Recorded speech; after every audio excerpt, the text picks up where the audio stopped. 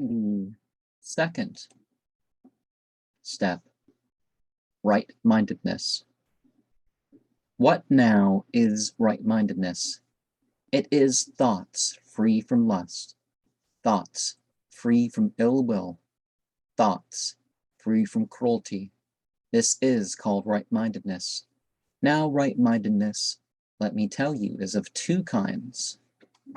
One, thoughts free from lust, from ill will, and from cruelty. This is called the mundane right-mindedness, which yields worldly fruits and brings good results.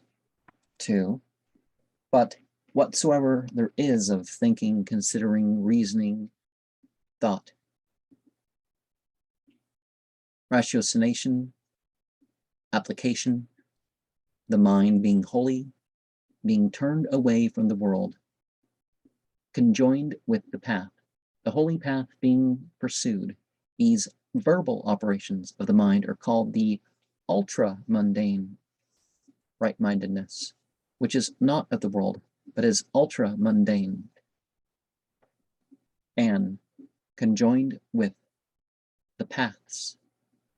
Now, you can be in the world, but not of it, right? Now in understanding wrong-mindedness as wrong and right-mindedness as right, one practices right understanding, the first step, and in making efforts to overcome evil-mindedness and to arouse right-mindedness, one practices right effort, sixth step, and in overcoming evil-mindedness with attentive mind and dwelling with attentive mind in possession of right-mindedness, one practices right attentiveness, seventh step.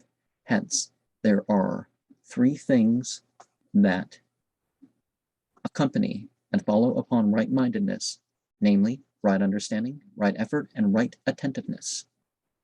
And that way of speaking, ultra-mundane, is not quite the words that we would use because you'd want to be outside of it. So ultra is, you know, a lot of people are going to think it the utmost rather than, you know,